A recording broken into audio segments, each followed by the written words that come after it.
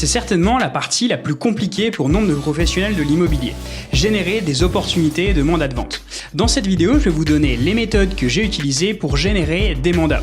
Je vais vous donner ici la stratégie générale à adopter, ainsi que quelques tips. Pour la mise en place pratique de celle-ci, vous trouverez différentes vidéos dans la description pour apprendre à créer des campagnes ou encore des tunnels de vente. Certaines parties peuvent paraître légèrement techniques. Je vous conseille donc de prendre quelques notes et de poser toutes vos questions en commentaire. On attaque tout de suite. Pour vous faire connaître en ligne, vous avez une multitude de méthodes possibles. Vous pouvez avoir un site internet et faire du SEO, poster sur Instagram ou encore sur votre compte LinkedIn. Tout ça c'est très bien mais c'est pas prévisible. Et si vous avez besoin d'avoir du contrôle sur le volume entrant, vous allez devoir passer par de la publicité. Je vais vous donner dans cette vidéo toutes les clés pour créer votre première campagne publicitaire réussie. Petit point important, si vous n'êtes pas prêt à investir minimum 300 € par mois en publicité, cette stratégie ne vous sera malheureusement pas adaptée et je vous invite à vous retourner sur d'autres stratégies dont je vous ai parlé juste avant, notamment poster sur les réseaux sociaux. Première partie, la publicité sur Meta, donc à savoir sur Facebook et sur Instagram. Si vous avez une zone de chalandise qui est relativement restreinte, une petite ville de disons par exemple 20, 30 ou 40 000 personnes, je vous conseille vraiment d'utiliser la publicité sur Meta. Sur Google, vous n'aurez tout simplement pas le volume de recherche nécessaire pour pouvoir diffuser vos annonces. Et oui, vous êtes tout simplement limité par le nombre de personnes qui recherchent typiquement des termes comme estimation maison ou estimation appartement sur Google chaque mois. L'inconvénient majeur de Meta, c'est la qualification des prospects. Elle est souvent moindre que sur Google. Et ça s'explique en fait très simplement. Sur Google, notamment si vous faites des campagnes sur les résultats de recherche, vous allez tomber sur des personnes qui ont un vrai intérêt et qui ont manifesté une envie par rapport à ça. Sur Facebook, sur Instagram, c'est plutôt en fait du marketing d'interruption. C'est-à-dire que vous allez couper la navigation de la personne pour lui mettre en avant une publicité. Ça peut soulever chez elle une envie importante ou tout simplement une curiosité de se dire bon, pourquoi pas, ça peut être intéressant de savoir combien vaut mon appartement ou ma maison. L'un des autres inconvénients que vous allez retrouver avec la régie publicitaire Meta, c'est qu'en fait, vous n'avez pas de possibilité de cibler de manière distincte des personnes qui sont de passage ou des personnes qui sont habitantes. C'est une possibilité qui a été supprimée par Facebook il y a quelques temps de cela et qui en fait va vous obliger à cibler des personnes qui seront pas forcément présentes dans votre zone, qui seront peut-être juste de passage pour la journée. Ça nous est arrivé assez récemment avec un client qui était dans une zone très touristique où on a eu des personnes de quasiment toute la France dans nos demandes d'estimation. Ce qui peut assez vite devenir problématique. Réussir vos campagnes sur Facebook de génération de mandats, je vais vous donner quelques conseils pour pouvoir structurer vos campagnes et vos formulaires. Mon premier conseil, ce serait d'utiliser des formulaires intégrés directement à Facebook. Ils sont plutôt efficaces pour générer des prospects de qualité et vous permettront d'avoir des coûts par prospect bien moindres par rapport à une page de destination. Qui plus est, la majorité des personnes ne savent pas construire une bonne page de destination qui charge rapidement, qui a un bon fonctionnement sur mobile et qui sait convertir des prospects. Voici un petit exemple de publicité avec un formulaire qui fonctionne plutôt bien pour nos clients. En première question, on va poser une question de qualification et ensuite, on demandera des informations de contact. Vous pouvez aussi poser plusieurs questions de qualification. Plus vous allez en poser, plus vos prospects seront qualifiés, mais aussi plus ils seront chers. Vous créez tout simplement ce qu'on appelle de la friction. Un des points importants pour avoir des prospects vraiment de qualité, c'est évidemment d'ajouter ces questions de qualification. D'après tous nos tests, je vous conseille d'en mettre 1 à 2 en fonction de votre situation, de votre ville, de vos visuels, etc. C'est pour nous un très bon juste milieu. Vous pouvez poser une question ouverte de type par exemple, est-ce que vous souhaitez estimer un appartement, une maison ou un terrain? Et la seconde question pourrait être par exemple l'adresse en question. Un conseil aussi plutôt basique et plutôt généraliste, mais c'est surtout de tester plusieurs visuels pour générer vos prospects. Les résultats peuvent être très différents d'un visuel à l'autre. Je vous conseille d'utiliser de la vidéo, des photos, ainsi que des visuels un petit peu plus travaillés avec de la photo et du texte par exemple. Quelque chose qui fonctionne très bien, c'est de mettre par exemple une carte du lieu en question. Forcément, les personnes avec les villes de référence, etc. vont pouvoir très bien se repérer, ou encore des monuments ou des endroits un petit peu emblématiques de votre zone de chalandise. Voilà mes conseils un petit peu globaux pour cette partie publicité sur Facebook. On va passer ensuite à la partie publicité sur Google Ads. Sur Google Ads, vous pouvez faire de la publicité dans une multitude d'endroits, avec des bannières sur des sites internet, sur YouTube, sur des applications mobiles. Vous avez vraiment beaucoup de possibilités. Mais nous, ce qui va vraiment nous intéresser, c'est les résultats de recherche. Ce qui est intéressant avec les résultats de recherche, c'est qu'en fait, vous allez cibler des personnes avec une réelle intention. Ces personnes souhaitent faire estimer leurs biens. C'est une intention qui est très claire et qui vous permettra d'avoir des prospects beaucoup plus qualifiés que ce que vous pourriez avoir sur n'importe quelle plateforme. J'ai créé sur la chaîne YouTube différentes vidéos pour vous expliquer comment bien paramétrer une campagne sur Google Ads. Il y a pas mal de petites erreurs à éviter pour pouvoir réussir sur la plateforme. Je vais vous donner en plus quelques conseils pour réussir vos campagnes. Mon premier conseil, ce serait éviter les mots-clés en large. Sur Google Ads, vous avez différents types, ce qu'on appelle de correspondance de mots-clés. C'est-à-dire, en fait, à quel moment votre mot-clé, la diffusion, va se déclencher ou non. Si vous avez un mot-clé en large de type, par exemple, estimer ma maison, Google peut se dire location maison, c'est pas si loin que ça. Le problème, c'est que pour vous, cette intention de recherche, elle est tout simplement à des années-lumière de ce que vous souhaitez réellement cibler. Mon second conseil, c'est d'avoir une zone de chalandise la plus étendue possible.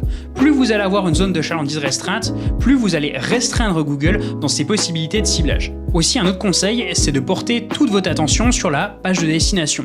Sur Google Ads, c'est ce qui va faire à peu près 70% du résultat. Je vous donnerai en fin de vidéo un exemple de ce que je trouve être une bonne page de destination. Un autre conseil qui découle directement de celui-là, c'est de ne surtout pas rediriger les personnes sur votre site internet. Ils vont arriver typiquement avec des biens à la vente, à la location, des possibilités de contact, vos réseaux sociaux. Vous allez juste perdre vos utilisateurs et vous n'aurez absolument aucune conversion. Aussi, si vous avez un compte Google Ads qui est configuré en mode ce que j'appellerais débutant, je vous conseille de le passer en mode expert. Ce mode débutant, c'est un mode qui a été créé par Google pour vous permettre, après quelques paramétrages très simples, de pouvoir lancer vos premières campagnes. Le problème de ce mode-là, c'est qu'en fait, vous n'avez que très peu de choix sur vos mots-clés, les emplacements de diffusion ne sont pas forcément très qualitatifs et la configuration générale de vos campagnes ne sera pas optimale. Et sur un marché aussi concurrentiel que l'immobilier, ce type de configuration amateur, malheureusement, dans tous les cas que j'ai vus, ça ne pardonne pas. Les résultats ne sont vraiment pas à la hauteur. Mon dernier conseil, ce serait de bien paramétrer le suivi des conversions. Le suivi des conversions, c'est quoi? C'est en fait le fait que vous envoyez à Google dès qu'une personne et remplit un formulaire chez vous ou une demande d'estimation ou je ne sais quoi. Ça va permettre à Google de pouvoir s'optimiser et d'aller rechercher des personnes qui ressemblent au type de personnes qui ont rempli le formulaire. Car vous, ce qui vous intéresse, c'est pas seulement avoir des personnes qui viennent sur votre page web, c'est évidemment avoir des conversions qualifiées, des personnes qui remplissent le formulaire et qui vont jusqu'au bout. Je vous ai parlé des deux régies publicitaires majeures, à savoir Meta d'un côté et Google de l'autre. Il y en existe plein d'autres, mais qui sont, à mon sens, moins avancées et moins intéressantes pour la majorité d'entre vous. La question qui vient, c'est comment choisir la meilleure régie publicitaire, ou en tout cas celle qui est le plus adaptée à vos besoins. Mon conseil là-dessus, il est assez simple. Il n'y a pas vraiment d'impératif. Si vous êtes sur une ville ou une petite zone de chalandise, vous allez devoir impérativement passer par Facebook. Si vous avez la possibilité d'aller sur Google, ce que je vous conseille d'abord de faire, c'est de faire une étude de mots-clés pour voir quel est le volume de recherche potentiel que vous pouvez obtenir par rapport à ça. Je vais vous montrer de suite comment on fait. Pour voir quel est le volume de recherche sur les mots-clés, ce que je vais vous conseiller, c'est d'aller du coup sur Google Ads, plutôt en mode expert ou avancé, parce que sur le mode débutant, vous n'aurez tout simplement pas accès à cette interface-là et à cet outil. C'est d'ailleurs l'une des nombreuses limitations du mode débutant. Donc ce que vous allez pouvoir faire une fois que vous aurez ouvert votre compte et que tout sera paramétré par rapport à ça, vous pourrez aller dans Outils, puis ensuite Outils de planification des mots-clés, puis ensuite vous pouvez prendre la première option qui s'offre à vous, je crois de souvenir avec une petite ampoule. Ensuite vous allez pouvoir rechercher des mots-clés qui vous intéressent et surtout faire en sorte de bien remplir la zone de chalandise juste ici.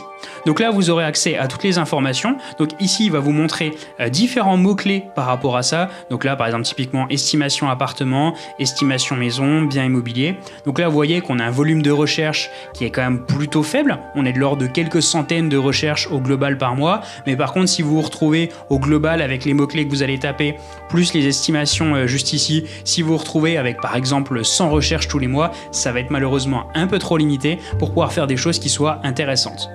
Pour moi, c'est un indispensable à faire avant de se lancer sur Google Ads, c'est d'abord de vérifier le potentiel de la plateforme et si vous pouvez avoir de la diffusion. Ma conclusion, elle est assez simple là-dessus.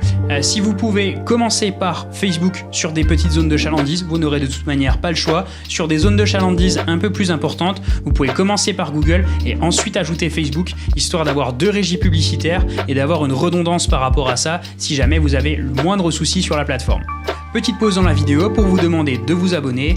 Tout simplement, ça nous récompense et ça nous aide beaucoup à faire connaître notre travail au plus grand nombre. On a pour but ces prochains mois de diffuser de plus en plus de contenu sur le sujet du marketing digital et plus spécifiquement de la génération de leads et votre soutien nous aiderait beaucoup. On revient à la vidéo. On va passer à une autre partie, quelle proposition de valeur mettre en avant.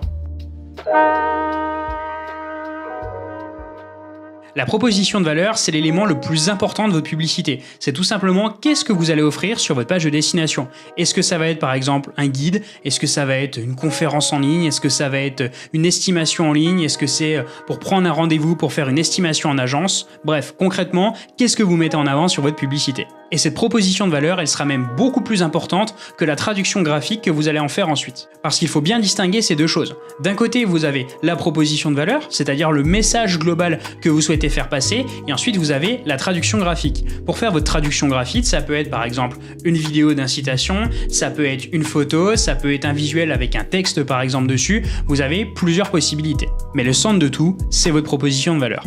Première proposition de valeur, l'estimation physique gratuite. C'est quelque chose qui n'est pas très original, mais qui fonctionne très bien pour nos clients. Les contacts que vous allez générer seront parmi les plus chers que vous puissiez avoir, mais pour autant, vous allez pouvoir retrouver une vraie qualification et des personnes qui ont une réelle volonté de passer par un agent immobilier. D'un point de vue qualification, pour moi, c'est tout simplement imbattable.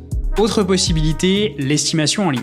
Elle s'est beaucoup popularisée avec des outils type par exemple Meilleur Agent. Vous aurez certainement beaucoup plus de leads qu'avec une proposition type par exemple estimation physique, mais ces leads seront aussi moins qualifiés. Ils viennent ici pour chercher un prix et pour connaître la valeur de leurs biens.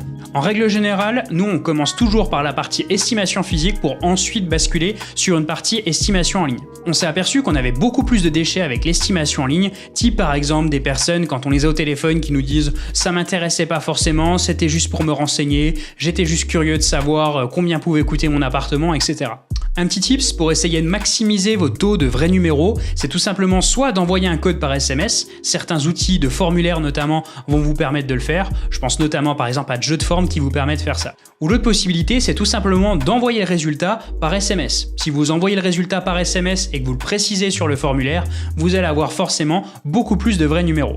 Il existe aussi beaucoup d'outils de formulaires préintégrés sur le marché qui vont vous permettre de faire réaliser des estimations en ligne aux personnes où on leur demande la taille de leurs biens, leur adresse, etc.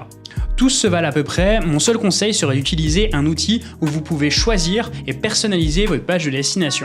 Car pour pouvoir activer le suivi des conversions, que ce soit sur Facebook, notamment avec le Pixel ou encore sur Google Ads, vous avez impérativement besoin d'avoir le contrôle sur votre page de destination. L'une des autres propositions de valeur possibles, c'est tout simplement l'e-book ou le guide gratuit. Ça fonctionne très très bien, on peut parler notamment par exemple de guides sur l'estimation de votre appartement, comment le faire vous-même, comment mettre en avant votre appartement sur des sites, etc. Ça c'est vraiment quelque chose qui peut être très intéressant, mais prenez en compte que vous aurez beaucoup plus de touristes et potentiellement aussi beaucoup plus de faux numéros et autres par rapport à ça. Aussi, j'attire votre attention sur la partie traitement commercial, vous aurez plus de personnes qui vous diront c'était de la curiosité, j'ai pas forcément de projet, etc. Ce que je vous invite toujours à faire, notamment avec des guides, c'est d'essayer d'aller gratter un petit peu plus loin que oui, c'était pour m'intéresser au sujet assez vaguement ou quoi que ce soit. C'est toujours d'essayer de gratter par rapport à ça et de comprendre quelles sont les réelles motivations et l'intention de la personne derrière. On télécharge rarement ce type d'e-book juste par curiosité, à part si c'est un de vos confrères. Passons à la partie page de destination. Votre page de destination, ou certains appellent cela, pour faire un peu plus complexe, un tunnel de vente, c'est tout simplement l'endroit où, après la publicité, la personne va atterrir. Le but de votre système, ça va être assez simple, ça va être de convertir un inconnu en client. Et la première étape pour le faire, c'est de récupérer ses coordonnées. Je vous conseille toujours de créer une page de destination qui soit spécifique à votre publicité et qui soit adaptée par rapport aux attentes de la personne. Si par exemple vous souhaitez faire une publicité sur de la location et de la gestion ou une publicité pour acquérir des vendeurs, faites en sorte d'avoir des pages de destination qui soient spécifiques à ses besoins à chaque fois. Un exemple assez classique que j'ai vu malheureusement beaucoup trop de fois, c'est de ne pas parler par exemple d'estimation offerte si vous proposez un guide. Je vais vous donner quelques conseils pour faire une bonne page de destination. Mon premier conseil, il est assez simple, ce serait d'avoir une bonne proposition de valeur qui soit claire. C'est ce qui va vous permettre de récolter des prospects qui savent à quoi s'attendre une fois qu'ils auront donné leurs coordonnées. Un de mes conseils, c'est de vous focaliser sur le formulaire. Faites quelque chose qui soit le plus court et précis possible. Pensez par exemple à mettre en avant le bon type de champ. Si vous mettez par exemple un champ de type texte alors que la personne doit mettre son numéro de téléphone, vous avez des chances que certaines personnes oublient par exemple le dernier numéro, ce qui vous empêchera de contacter la personne. Aussi, mettez en avant ce qu'on appelle de la réassurance sur votre page. Mettez par exemple le nombre de transactions, votre nombre d'années d'expérience, l'ancienneté par exemple de l'entreprise pour laquelle vous travaillez ou tout simplement de votre entreprise. Mettez en avant aussi des réussites clients. Si par exemple vous avez des témoignages, que ce soit en vidéo, c'est vraiment le top, ou même en texte, pensez à bien les mettre en avant. Le but, c'est de montrer que vous êtes une personne et une société crédible. Dans la même logique, ce que je vais vous conseiller, c'est de montrer votre différenciation. Si par exemple vous avez un passé dans le BTP et que vous avez une excellente connaissance là-dessus, c'est quelque chose à vraiment mettre en avant par rapport à ça. Si vous avez la possibilité par exemple de faire de très belles photos ou de faire de très belles vidéos dès qu'un bien rentre chez vous, pareil, c'est quelque chose que vous devez impérativement mettre en avant. L'un des derniers conseils pour être tout simplement dans la légalité, c'est de ne pas négliger tout ce qui est partie RGPD, notamment avec le bandeau de cookies ou encore la petite case à cocher sur vos formulaires pour dire que la personne est bien consentante à vous communiquer ses coordonnées. L'un de mes tout derniers conseils sur cette partie page de destination, c'est d'utiliser un outil d'analyse de trafic. Je pense notamment par exemple à Clarity qui fonctionne vraiment très bien pour faire ça. Ce que je vous propose, c'est d'analyser ensemble un cas concret. Ici, on va se retrouver sur le site de Real Advisor. Ils font beaucoup de publicité en ligne et pour le coup, j'ai analysé pas mal de pages et j'ai trouvé que les leurs étaient plutôt très pertinentes. Donc là, ici, combien vaut ma maison? Et bien, ce qui peut être intéressant de faire, par exemple, c'est si la personne tape combien vaut mon appartement, on fait une page spécifique sur son appartement et si c'est maison, on fait une page spécifique sur sa maison, toujours dans la même logique d'avoir une bonne qualification par rapport à ça. Estimation immobilière gratuite en 3 minutes, la proposition de valeur elle est très claire, le formulaire il suffit juste de mettre une adresse, il est très clair, de la réassurance ici un visuel qui est intéressant avec un prix au mètre carré intéressant notamment ici sur Paris, vraiment là pour le coup sur le header, c'est-à-dire sur cette première partie, on est vraiment pour moi sur un sans faute. Ici ils ont fait le choix de mettre en avant quelques logos aussi de journaux assez connus par rapport à ça, pour le coup c'est pas forcément nécessaire, mais ça peut toujours ajouter de la crédibilité par rapport à ça. Là vous voyez, ce dont je vous ai parlé juste avant, mettre en avant des chiffres pour maximiser votre crédibilité. Donc là, par exemple, on voit ici 500 000 estimations, nombre de visiteurs mensuels, avis utilisateurs, etc. C'est plutôt très positif. Ici, la section dernière estimation mobile, pour moi, c'est vraiment une très bonne idée. Je suis pas certain qu'elle soit mise à jour en temps réel, mais par contre, le fait de mettre quelques exemples avec ici une photo d'une carte, plus un nombre de mètres carrés, un code postal, etc. Ça, pour le coup, c'est vraiment quelque chose de très intéressant. Comment fonctionne l'évaluation en ligne? Description, analyse et résultats. On explique à la personne le mécanisme par lequel on va passer pour être capable de générer justement cette estimation en ligne. C'est plutôt intéressant. Ça permet à la personne de faire en sorte de se projeter, notamment par exemple sur une estimation physique. Ça peut être aussi très intéressant de lui expliquer quel va être le déroulé par rapport à ça, qu'on la rassure sur le fait que c'est pas uniquement une partie commerciale. Ici, une autre section sur pourquoi estimer la valeur de votre bien immobilier. Donc là, des critères d'évaluation. Donc là, ils mettent en avant leur différenciation, les modèles par lesquels ils passent, un résultat d'évaluation instantané. Donc là, pour le coup, vous voyez, c'est vraiment, ils montrent leur différenciation. En gros, ils ont accès à beaucoup de données. Ils sont très précis par rapport à ça. Donc là, pour le coup, vu que c'est une estimation en ligne, ils mettent en avant la précision et la fiabilité de ce qu'ils proposent par rapport à ça. Ensuite, prochaine étape, évaluation sur place par un expert immobilier. Ça, c'est absolument parfait. Ça montre à la personne que cette partie en ligne, c'est certes une première partie pour avoir un peu une fourchette de ce que peut valoir son bien immobilier, mais par contre, le plus important, c'est cette prochaine étape, l'évaluation par un expert immobilier, donc un agent immobilier par rapport à ça. Donc là, vous voyez ici une FAQ, pareil, pour rassurer la personne, c'est pas mal. En savoir plus sur les méthodes d'estimation, ça pour le coup, je pense pas que ce soit nécessaire. Typiquement, le potentiel de développement, etc. Enfin, ça pour le coup, c'est des choses qui sont plus avancées et je pense très sincèrement que peu de personnes vont aussi bas dans la page. Prix de l'immobilier en France, c'est pareil, je suis pas certain de la pertinence de la chose. Ici, derniers articles sur l'estimation immobilière, je pense pas non plus que ce soit nécessaire. Par contre, présenter la société Real Advisor, pour le coup, ça aurait pu être intéressant. Le fait de montrer, par exemple, que ce sont des experts en immobilier, quelle est, par exemple, l'équipe, une photo de l'équipe, leur philosophie ou quoi que ce soit. Ça, c'est quelque chose qui, pour le coup, je trouve plutôt pertinent. Donc voilà par rapport à l'analyse de cette page, vous pouvez très largement vous en inspirer. Si vous faites un guide par exemple ici, vous pourrez mettre un visuel de guide, un formulaire par là. Vous avez vraiment une très bonne base si vous utilisez ce type de page comme base. Ici, je vous ai partagé pas mal de points importants à relever, que ce soit par exemple sur vos publicités ou sur vos pages de destination, pour faire en sorte de générer des prospects qualifiés pour votre activité de professionnel de l'immobilier. Le problème, c'est que tout ça, ça prend beaucoup de temps à mettre en place quand on le fait seul, et si on veut passer par des professionnels, les coûts peuvent être très vite élevés. C'est la raison pour laquelle on a travaillé sur une formation avec un accompagnement qui soit individuel et personnalisé. Cette formation est éligible à des financements type par exemple OPCO ou encore FAF pour faire en sorte d'avoir un vrai professionnel qui vous aide pour s'occuper de mettre en place tout ce système. Si c'est un sujet qui vous intéresse, je vous invite à aller dans le lien dans la description pour en savoir plus sur cette possibilité.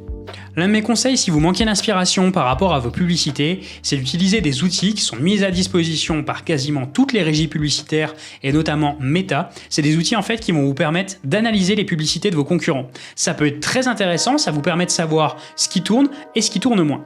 Donc là typiquement vous voyez j'ai marqué agence immobilier, donc là je vois qu'il y a pas mal de choses qui sont mises en avant, bon là y compris de la formation, je vois qu'il y a beaucoup de choses qui sont mises en avant là-dessus, mais ce qui peut être intéressant c'est de voir concrètement qu'est-ce qui est fait. Là, typiquement, par exemple, c'est sur de la vente de biens. Donc là, votre agence, donc là, ici, il nous propose de vendre ou de mettre à louer leur appartement à Paris. Okay, donc là, on voit que la publicité tourne depuis quelques temps. Et ce qui est intéressant, c'est que vous pouvez voir ici notamment, donc là, par exemple, moi, j'ai l'interface en anglais, mais vous pouvez aller ici sur See Ad Detail. Donc, il peut vous demander, par exemple, en français, ça pourrait être regarder les détails de la publicité. Et ce que vous pouvez faire ici dans Transparence de l'Union Européenne, c'est aller voir ici ce qu'on appelle le reach, donc c'est-à-dire à quel point cette publicité a touché beaucoup de personnes. Vraisemblablement, plus la publicité a touché des personnes, plus cette publicité fonctionne, donc si vous voulez pouvoir vous en inspirer pour votre activité, ça vaut certainement le coup de jeter un coup d'œil. Pour terminer cette vidéo, je vais vous donner quelques conseils supplémentaires pour générer des mandats. Mon premier, je le répète, mais il est assez simple, c'est d'avoir la zone de chalandise la plus large possible. Plus vous avez une zone de chalandise importante, plus vous allez pouvoir être exigeant sur le ciblage de vos publicités sur Facebook ainsi que sur Google, pouvoir choisir les meilleurs mots-clés, ceux qui vous apporteront les prospects les plus qualitatifs. Aussi sur Facebook et aussi Instagram évidemment, pensez à modérer le plus souvent possible vos commentaires. Les agents immobiliers n'ont malheureusement pas très bonne presse en France et vous pouvez vous retrouver avec beaucoup de mauvais commentaires de la part de haters.